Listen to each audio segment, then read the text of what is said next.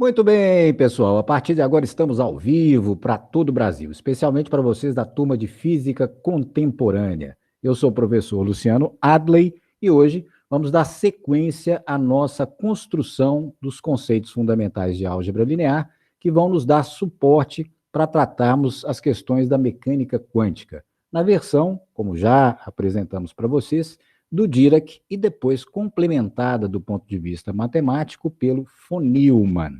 Então, vamos lá para o nosso trabalho de hoje. Então, aí na nossa janela, na nossa tela, está aparecendo o nosso tema de hoje, que são as transformações lineares. Vamos definir, caracterizar, do ponto de vista matemático, o que são as transformações lineares. Então, veja lá. Seja o vetor, o ket, como nós já apresentamos, pertencente ao espaço R2. Espaço R2, como você deve se lembrar lá do curso de álgebra linear, é o plano cartesiano, XY, não é? Que na base canônica desse espaço, lembra-se como é que nós representamos um vetor real, ou seja, uma setinha lá, uma força e tal, que esteja no plano XY?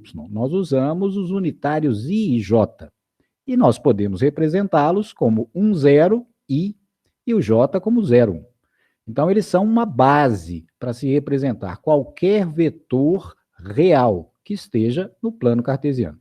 Suponhamos, então, que esse vetor contido em R2 no plano cartesiano é expresso nessa base IJ, ou seja, combinação de 1, 0 e 0, 1, como sendo V igual a 1, 2. Portanto, ele é 1i mais 2j. É aquele vetor tradicional que a gente usa lá na mecânica para representar uma força, uma velocidade, por exemplo.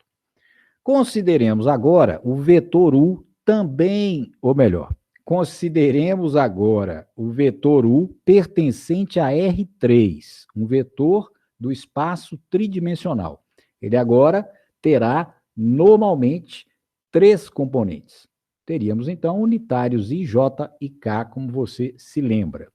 Só que esse nosso vetor U, esse nosso ket U, será obtido pela seguinte operação matemática. Veja lá. O ket U será definido como sendo o produto T vezes V. T vezes o ket V. Sendo T a matriz dada por matriz T igual a 1, 1, 2, 0, 1, 1. Vejamos então, veja lá.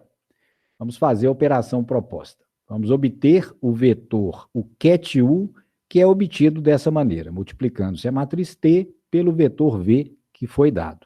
Então, teremos que fazer o produto das duas matrizes. 1, 1, 2, 0, 1, 1 por 1, 2. Então, nesse caso, multiplicando-se linha, coluna, vê lá. 1, 0 vezes 1, 2. Então, teremos 1 vezes 1, 1, mais 0 vezes 2, 1. Segunda linha, 1, 1 vezes 1, 2. Então, teremos 1 vezes 1 mais 1 vezes 2. Então, isso dá 3. E terceira linha, 2 vezes 1, 2, mais 1 vezes 2, 2 também, 2 mais 2, 4. Ou seja, o ket U obtido por esse procedimento, matriz T vezes o ket V, resultou no vetor 1, 3, 4. Repare que é um vetor que tem 3 entradas, então ele pertence ao R3, como nós anunciamos aqui acima. Veja lá. Então, o vetor U pertence a R3 e foi obtido por essa operação que nós estamos criando. Que operação é essa? Multiplicar um dado vetor, o vetor V que foi fornecido, veja lá, o vetor V foi dado, 1, 2, e nós o multiplicamos, nós operamos sobre esse vetor V, multiplicando-o pela matriz T. E nesse caso, o resultado que nós obtivemos foi um segundo vetor, só que agora de outro espaço vetorial, de um espaço vetorial tridimensional, o R3.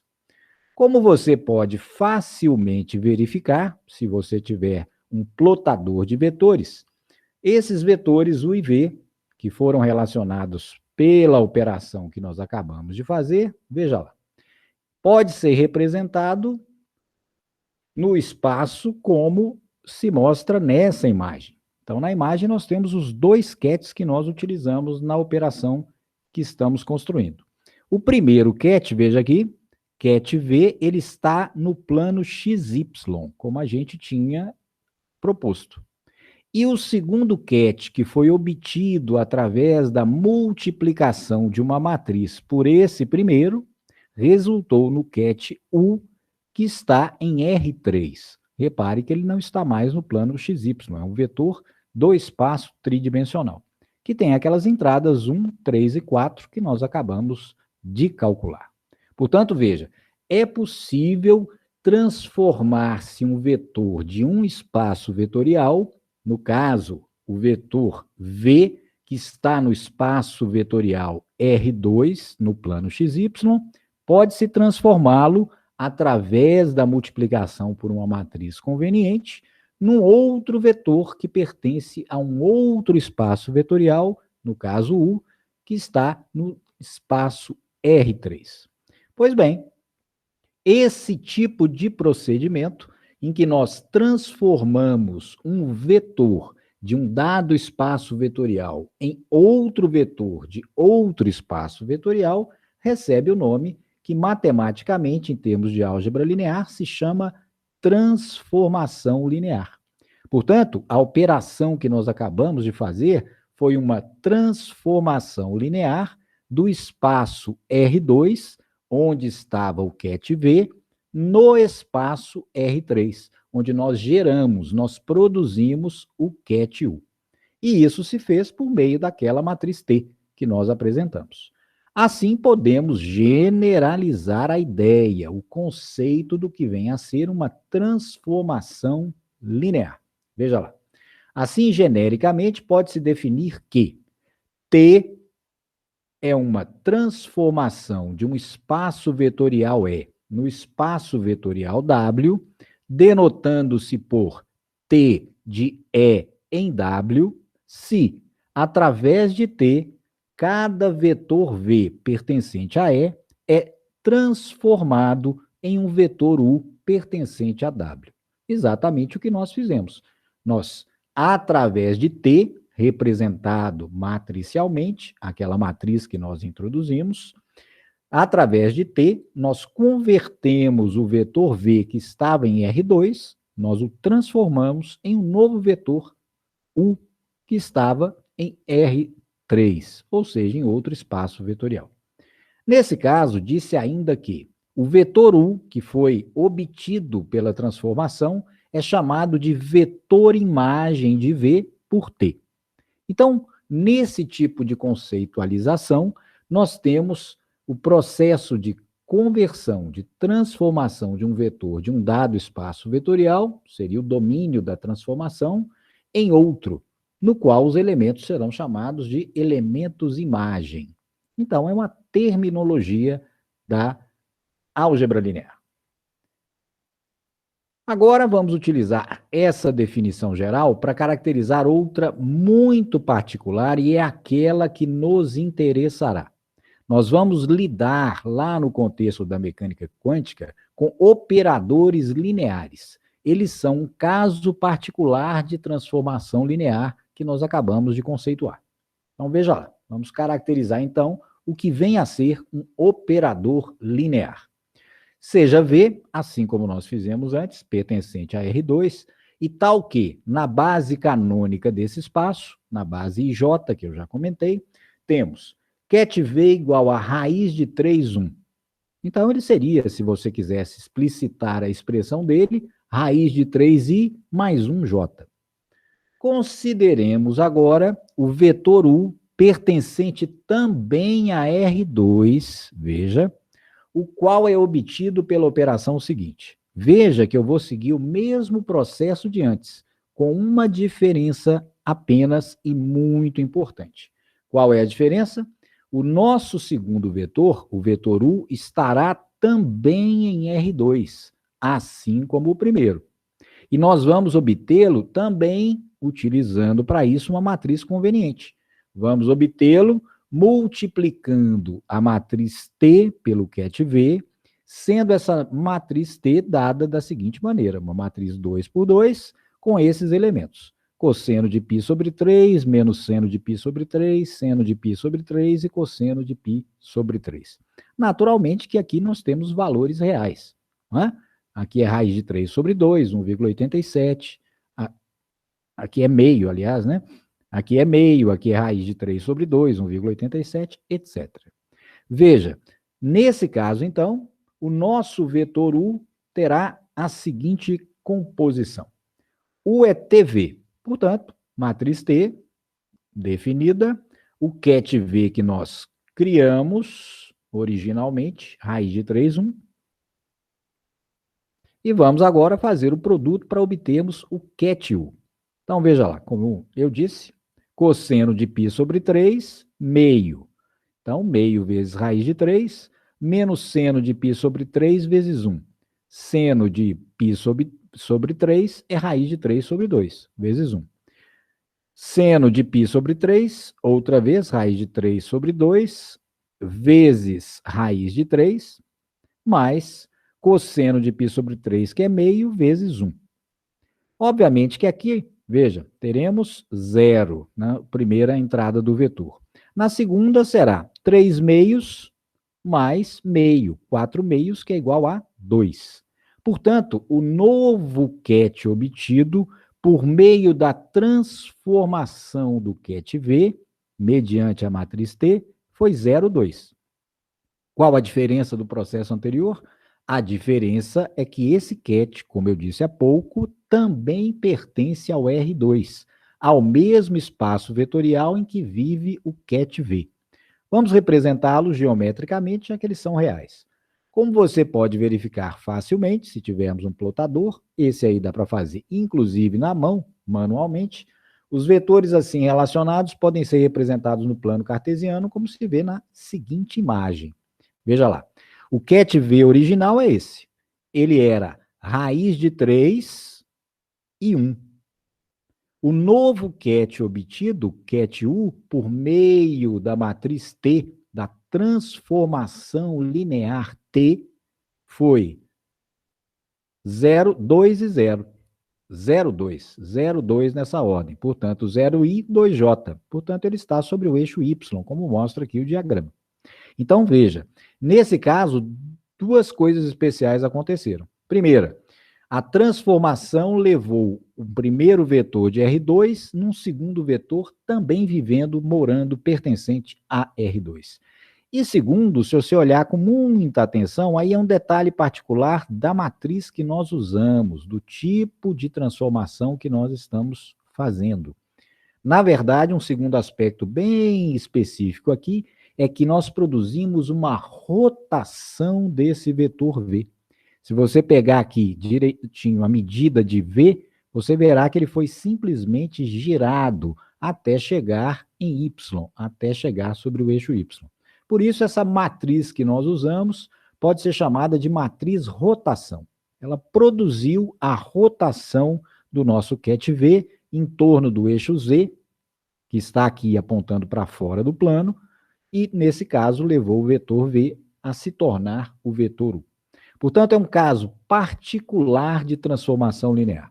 Nós transformamos um primeiro vetor de R2 num segundo vetor também de R2.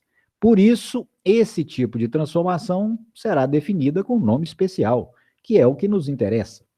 Então, como já salientamos, note que, nesse procedimento, transformou-se um vetor de R2 em outro vetor também de R2. Em tais casos, quando se dá a transformação linear de um dado espaço vetorial em si mesmo, ou seja, veja, T de E em E. Nós partimos de um espaço vetorial e produzimos um vetor pertencente a esse mesmo espaço vetorial. Dizemos, então, que esse tipo de transformação linear, esse tipo particular, é chamado de operador linear. Então, o operador linear nada mais é do que a transformação linear de um espaço vetorial em si mesmo, ou seja, transforma vetores de um espaço vetorial em novos vetores do mesmo espaço vetorial. Isso é, essencialmente, um operador linear. Observe também que, por ser tão específico, tão particular, esse tipo de transformação linear, o nosso operador linear, nós vamos usar um símbolo específico nesse contexto, que inclusive nós vamos levar lá para a mecânica quântica. Então, todo operador linear receberá esse símbolozinho, né?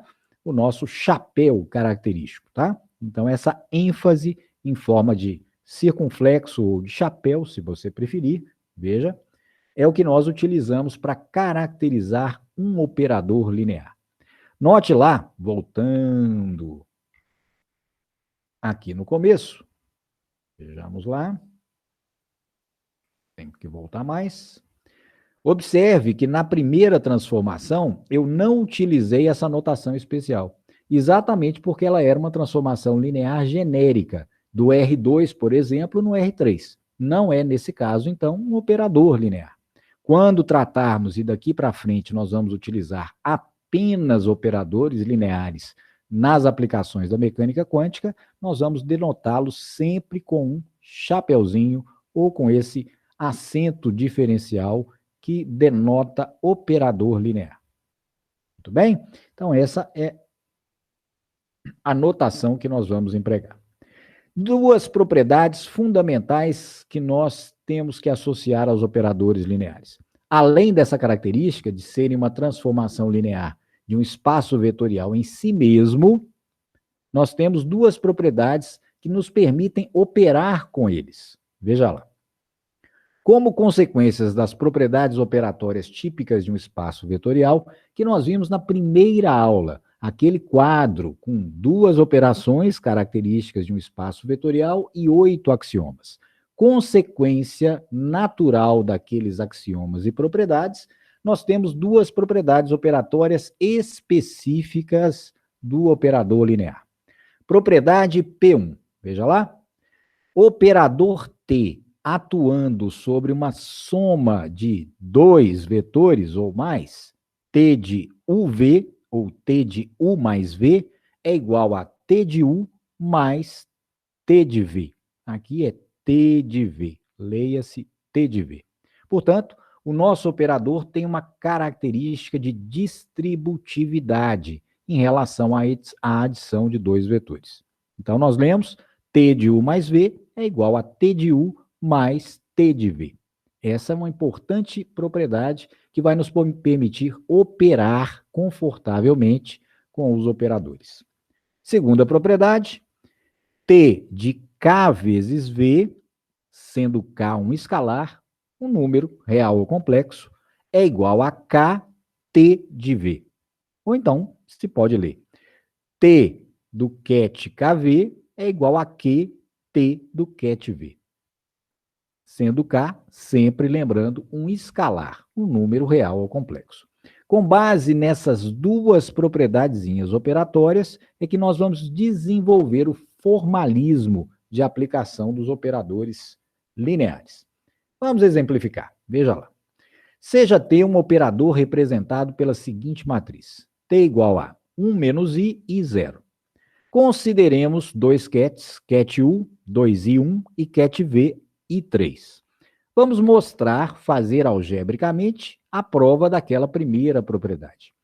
T da soma de U mais V, o operador T atuando na soma de dois kets, U mais V, equivale ao operador T atuando em U mais o operador T atuando em V separadamente. Vejamos lá, então. Então, teremos, veja, T atuando em U. Podemos pensar como a notação sugere. Concretamente, é isso. Matriz que representa o operador T vezes a matriz que representa o ket U. Então, dos dados fornecidos, veja lá. A nossa matriz, 1i menos i0, o nosso ket U, 2i1. Efetuando, então, o produto, linha coluna, 1i vezes 2i1. Então, teremos 1 vezes 2i mais 1 vezes i. 2i mais i. Segunda linha, vezes coluna, menos I vezes 2I, menos 2 e 2. Mais 0 vezes 1, mais 0. 2i mais i, 3i, menos 2 e 2, lembre-se, identidade dos complexos, e 2 é menos 1, vezes menos 2, 2, mais 0, 2. Portanto, o ket produzido pela transformação do ket U é 3i, 2. O mesmo podemos fazer agora aplicando o operador em V. Então, efetuando-se o produto da matriz que representa o operador T pelo ket V, teremos de novo linha, coluna. Então, 1 vezes I, mais I vezes 3, 1I mais 3I. Segunda linha, vezes coluna. Menos I vezes I, menos I quadrado. Mais 0 vezes 3, mais 0. I mais 3I, 4I, menos I2, identidade. E 2 menos 1 vezes menos, mais 1, 1. Portanto, o ket obtido pela transformação do ket V, por meio do operador T, é 4i, 1. Muito bem. Agora, para provarmos, veja lá, a identidade, precisamos obter T de U mais V. Nós obtivemos agora, separadamente, T de U e T de V. Veja lá. Precisamos agora obter T de U mais V e verificarmos se essa identidade é verdadeira, se os dois resultados são idênticos. Então, primeiro obtemos U mais V. Veja lá. Então, U mais V será simplesmente matriz que representa U, 2i, 1, mais matriz que representa V, I3. Somando-se termo a termo, 2i mais I, 3i, 1 mais 3, 4. Muito bem, então agora o operador vai atuar nesse ket, resultante da soma de U mais V. Então, o que nós queremos é exatamente isso. Veja lá. T da soma de U mais V. A soma de U mais V é 3i, 4. Então, quem será T de U mais V? Será exatamente o operador T atuando em 3i, 4, que é a soma de U mais V, como acabamos de mostrar. Então, novamente, linha, coluna. Então, teremos 1 vezes 3i mais i vezes 4. 3i mais 4i. Menos i vezes 3i, menos 3 e 2, mais 0 vezes 4, mais 0. Efetuando-se, 3i mais 4i, 7i. Menos 3 e 2, e 2 menos 1, mais 3, mais 0, 3. Então, observe que o resultado da ação do operador sobre o ket resultante da soma de U mais V resultou em 7i, 3. Agora, vamos verificar a identidade se ela se confirma. Veja lá. T de U separadamente é 4i, 3i, 2. T de V separadamente é 4i, 1. E quem é T de U mais V? 7i, 3. Observe, é exatamente a soma T de U mais T de V. 3i mais 4i, 7i. 2 mais 1, 3. Então, por inspeção direta, verificamos que a nossa operação, a nossa propriedade operatória é absolutamente verdadeira. T de U mais V sempre será equivalente, idêntico a T de U mais T de V. No caso dos nossos operadores, agora vamos destacar os operadores lineares fundamentais para o nosso formalismo. Dentre os operadores lineares, os que nos interessarão fundamentalmente na mecânica quântica é a categoria dos chamados operadores hermitianos, que nós vamos introduzir hoje e vamos efetuar outro detalhamento para um espaço de dimensão infinita, inclusive, mais adiante. Por enquanto, por facilitar os nossos cálculos, vamos trabalhar com espaço de dimensão finita também. Mas as ideias que vamos apresentar aqui sobre operadores hermitianos, o que os caracteriza, é válido para um espaço de dimensão qualquer, inclusive infinita, como veremos. Então, retomemos a mesma matriz do exemplo anterior. Seja T um operador representado pela seguinte matriz: 1 menos I e 0. Exatamente a mesma que nós usamos no exemplo acima. Observações importantíssimas em relação a essa matriz. No contexto que estamos trabalhando, é exatamente isso que vai diferenciar o nosso operador como sendo hermitiano. Veja lá. Qual é a transposta da matriz T, que representa o nosso operador? Lembra do conceito do que é uma matriz transposta? Linha vira coluna. Então, a primeira linha, 1i, vira primeira coluna, 1i. Segunda linha, menos 1, 0, vira segunda coluna, menos i, 0. Isso é a transposta de T. Agora, vamos apanhar das entradas o complexo conjugado de cada uma. Complexo conjugado de 1 é 1. Complexo conjugado de menos i é mais i. Complexo conjugado de i é menos i. Complexo conjugado de 0 é 0. O que nós obtivemos? Veja lá. Obtivemos a mesma matriz original. Portanto, a transposta conjugada da matriz T é idêntica à própria matriz T. Isso faz desse tipo de matriz um tipo especial, que nós já caracterizamos lá na revisão. Esse tipo de matriz é chamada de matriz hermitiana. Por isso mesmo, o operador que será representado por uma matriz hermitiana recebe o nome do título dessa seção. É um operador hermitiano. Portanto, um operador hermitiano, num primeiro contexto, de um espaço de dimensão finita, como estamos trabalhando, é aquele que pode ser representado por uma matriz hermitiana, ou seja, uma matriz cuja transposta conjugada dela é ela mesma. Portanto, nesse caso, se a matriz T tem a propriedade de que esse símbolozinho que nós vamos usar é exatamente o símbolo que se costuma convencionar para transposta conjugada.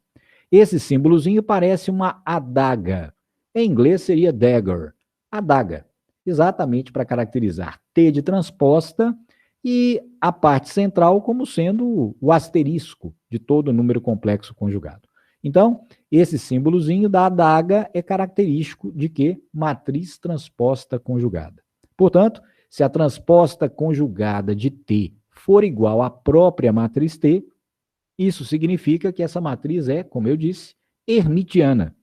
E, por consequência, o operador representado por ela receberá exatamente esse nome, operador hermitiano. Então, a primeira característica fundamental de um operador hermitiano é essa. Se ele é representado por uma matriz, essa matriz tem que ser tal que a transposta conjugada dela é igual a ela mesma. Outro detalhe importante é a parte operatória desse tipo especial de operador linear. O operador hermitiano tem uma propriedade absolutamente geral, seja para um espaço de dimensão finita, campo das matrizes, como estamos fazendo agora, ou para espaços de dimensão infinita, em que a gente vai trabalhar, por exemplo, com funções contínuas. Tanto lá quanto cá, essa propriedade que vamos delimitar agora é que distingue operacionalmente o operador linear em todos os níveis de utilização que vamos fazer deles. Então, para identificarmos essa super e importante propriedade, vamos reutilizar os elementos do exemplo anterior. Lembra-se? Quando provamos que T de U mais V igual a T de U mais T de V, já temos as contas prontas e vamos utilizá-las aqui. Vê lá. A nossa matriz T já tinha sido dada, 1 menos I e 0. O ket U que usamos lá de exemplo, 2 e 1. E o ket V que também usamos foi I3. Lá nós obtivemos os seguintes resultados. Lembra-se? Quando fomos provar a propriedade distributiva, o T de U resultou em 3i2. E o T de V resultou em 4i1. Essas contas já fizemos lá acima. Vamos agora para delimitar a propriedade fundamental operatória de um operador hermitiano. Vamos calcular primeiro o seguinte valor.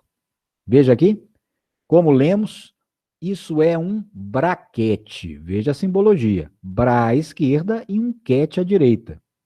Bem, BRA-U é o Bra associado ao ket U que foi dado aqui no nosso exemplo. Então, o BRA-U que lá aparece é exatamente o Bra associado a esse ket. E o segundo elemento, o ket-TV. O que seria o ket-TV? Isso é uma contração, é uma abreviação, um encurtamento de notação, de escrita. Então, quando escrevemos CAT TV, o que queremos dizer é CAT obtido como TV. Lembra-se? T é um operador linear, uma transformação linear. Quando ele atua em um CAT, o resultado é um segundo CAT. No nosso caso, pertencente ao mesmo espaço vetorial. Então, T atuando em V resulta em um CAT. Por isso, essa notação é adequada e pode ser utilizada para encurtar. Mas o significado dela é exatamente o produto como aqui está. Bra vezes um cat que é obtido pela ação do operador T no cat V. Isso pode ser encurtado como o TV. Fazendo a operação diretamente, veja lá. O Bra correspondente ao cat U, veja. Quem é o cat U? 2 e 1. Portanto, o Bra associado a ele será menos 2 e 1. Lembra-se? O Bra, nesse contexto, é a transposta conjugada do cat dado. Então, coluna vira linha e apanhamos os conjugados dos números da entrada. Então, conjugado de 2i menos 2i, de 1, o mesmo. Então, isso é o BRA-U. E quem é o CAT TV? Ora, o CAT TV é exatamente 4i e 1, que nós já havíamos obtido.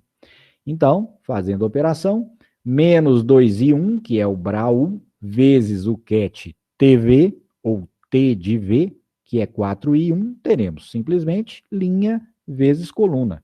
Menos 2i vezes 4i, mais 1 vezes 1. Isso resulta em menos 8i ao quadrado, mais 1. I ao quadrado menos 1 vezes menos 8, 8. Mais 1, 9. Então, observe como todo braquete, esse produto resulta sempre num número real ou complexo. Aqui foi real. Portanto, o TV, braquete UTV, sempre resulta num número real, como todo produto interno, todo produto do tipo braquete. Muito bem, onde está a operação fundamental, a propriedade que eu quero destacar? Calculamos o TV. Agora, vamos calcular o seguinte. BRA-TU vezes CAT-V. Vamos calcular um novo produto interno, um novo produto do tipo braquete, só que agora o BRA é TU. Ora, o que seria TU? Veja, encurtamento de notação. TU é o BRA correspondente ao CAT que obtemos fazendo T de U. Operador atuando em U, obtém-se um novo CAT. E esse CAT vamos abreviar por TU. Portanto, o BRA associado a esse CAT TU é exatamente simbolizado dessa maneira. Portanto, aqui temos um BRA TU correspondente associado ao CAT obtido atuando o operador T sobre o CAT U, que nós já conhecemos. Então, veja lá. Quem é o T de U? Veja, T de U, como tivemos no exemplo anterior, já fizemos esse cálculo, é 3i2. Esse é o CAT obtido com a atuação do operador T sobre o CAT U. Então, 3i2. Então, se TU é igual a T de U igual a TU, encurtando a notação, como vimos há pouco, 3i2. Vamos, então, obter o BRA associado a ele. Dado o CAT, o BRA é, nesse contexto, a transposta conjugada do CAT dado. Então, coluna vira linha. Então, 3i, complexo conjugado, menos 3i. Complexo conjugado de 2, 2 mesmo. Portanto, o primeiro termo do produto braquete que temos que calcular, que é o BRA-TU, será, nesse caso, menos 3i2. O produto em si que queremos obter será, então, BRA-TU vezes CAT-V. BRA-TU menos 3i2. O CAT-V que já sabemos lá de cima, veja lá, o nosso CAT-V, que já tinha sido, inclusive, utilizado, veja lá, é I3. Portanto, o produto que agora queremos obter será O Bra, menos 3I2, vezes o ket V, que é I3. Então, linha vezes coluna. Menos 3I vezes I, mais 2 vezes 3.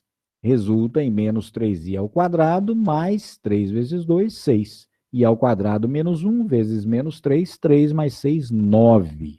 Ora, ambos esses produtos, veja lá, o primeiro, UTV, resultou em 9. O segundo, TUV, resultou em 9. E isso não é mero acaso. Isso é uma propriedade genérica para a atuação de todo operador hermitiano. O braquete UTV equivalerá sempre ao braquete TUV. Na prática, como vamos verificar nas aplicações de mecânica quântica, isso significa que o operador pode transitar do ket para o Bra. Então, do lado de cá, do lado esquerdo, o nosso operador atua em V. Aqui, ele atua em U. Como o operador é hermitiano, o resultado é independente. Então, temos a liberdade de posicionar o nosso operador atuando em V ou atuando em U dentro do produto interno, que o seu resultado não se altera. Por isso, lá adiante, se costumará chamar esse operador também de autoadjunto. É uma nomenclatura específica do contexto da mecânica quântica. Por enquanto, vamos deixá-lo como operador hermitiano. Então, generalizando e resumindo o que nós acabamos de mostrar, veja lá, podemos estabelecer o seguinte. Primeiro, se T de E em E. Isso aqui é para dizer que estamos tratando de uma transformação linear de um espaço vetorial em si mesmo. Isso tem nome, operador linear. Portanto, temos aqui um operador linear. Se, além disso, ele é um operador linear do tipo hermitiano, então, primeira propriedade. A matriz que representa esse operador tem a propriedadezinha que nós destacamos no começo. Lembra do símbolo? Transposta conjugada dessa matriz é idêntica à própria matriz. Essa é uma característica fundamental quando o nosso operador hermitiano é representado matricialmente.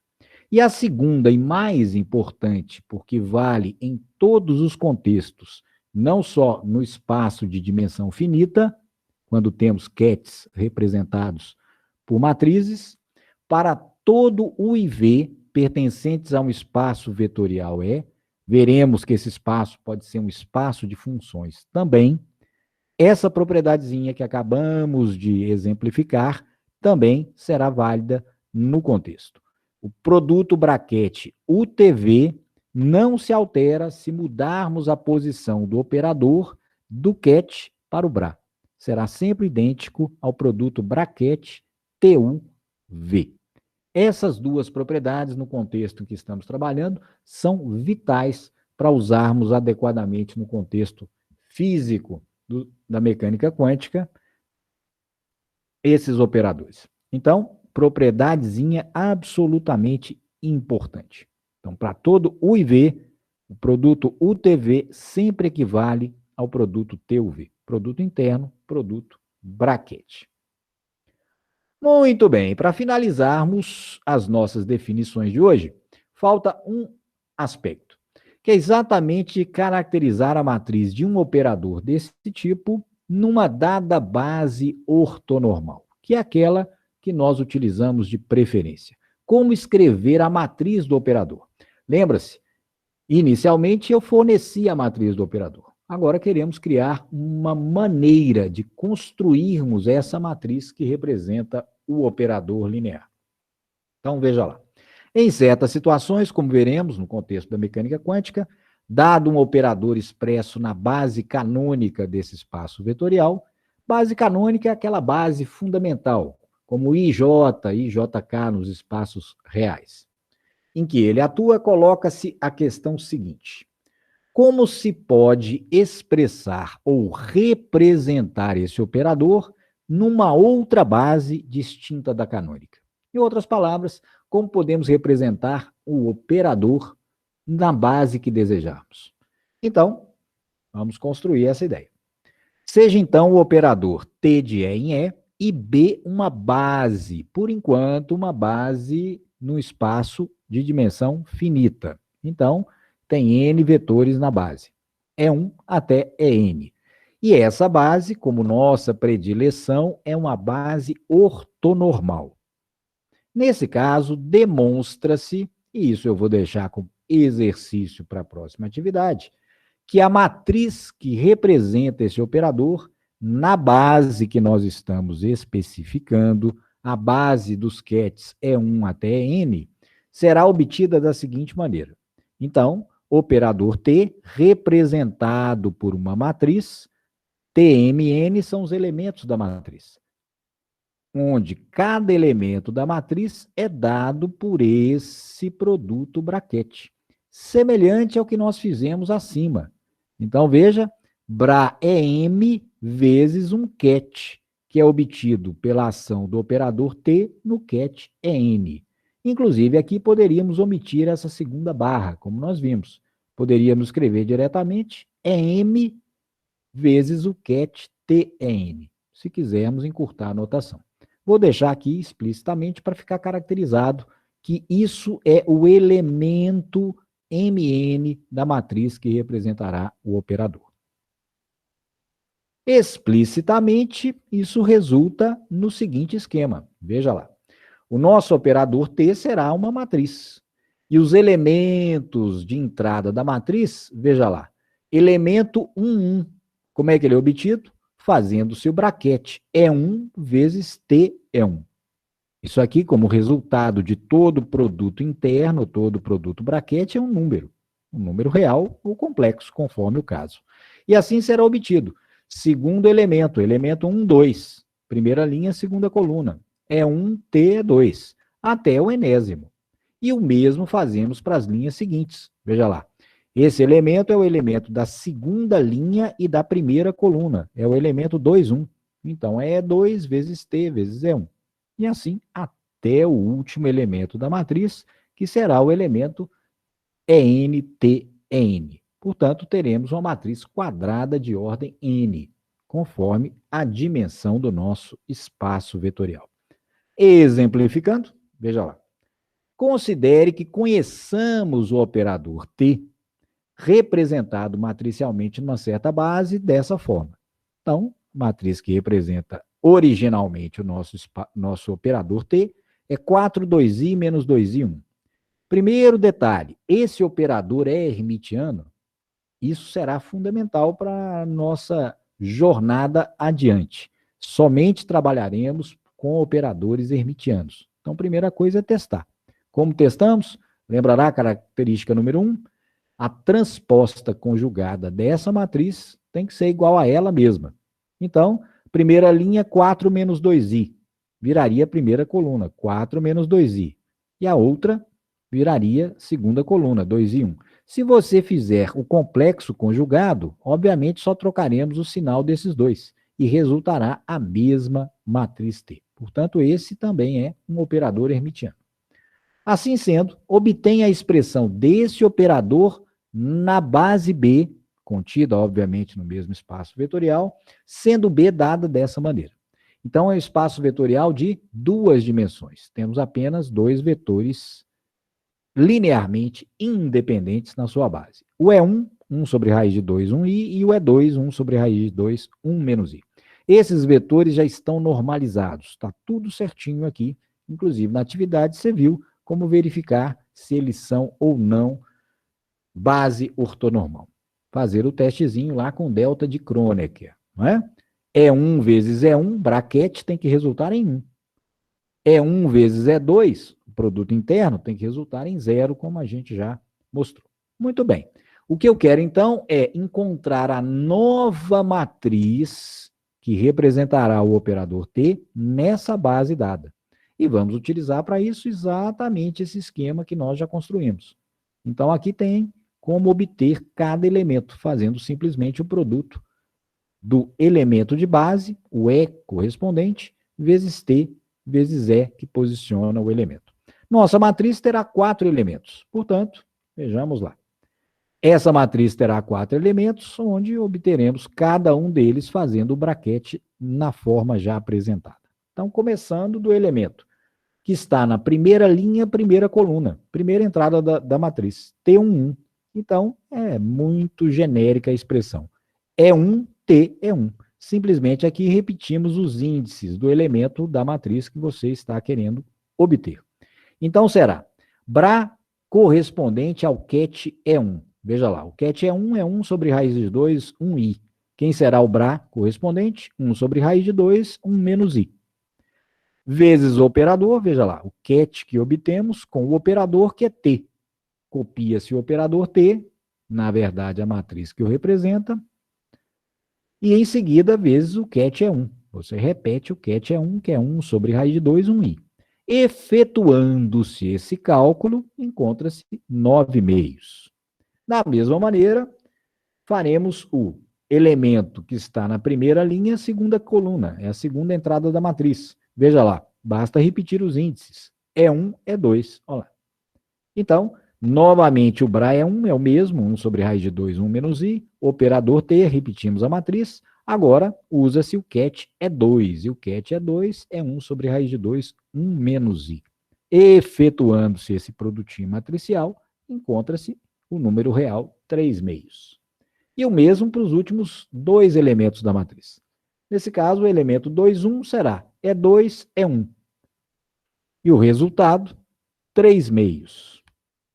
Faltou aqui o último elemento, que seria o T22, que seria E2 vezes T vezes E2. Isso vai resultar em meio. Portanto, temos as 4 entradas da nossa matriz. Primeiro elemento 1, elemento 1, 2, elemento 2, 1 e o elemento 2, 2 vale 1. Portanto, basta colocá-los montando a matriz que representará o operador na base que foi dada. Então, teríamos 9 meios, 3 meios, 3 meios e meio. Claro, eventualmente, por comodidade, podemos escrever, colocando-se o fator como um meio, à direita, matriz 9, 3, 3, 1. Note que essa matriz também é, em termos gerais, hermitiana. Ah, mas é uma matriz com todas as entradas reais. Não importa. Faça a transposta conjugada dela e você verá que é idêntica a ela mesma. Portanto, obviamente, se o operador é hermitiano numa base, continuará sendo hermitiano quando representado numa outra base. Então é isso, pessoal. Até a próxima aula e bons estudos!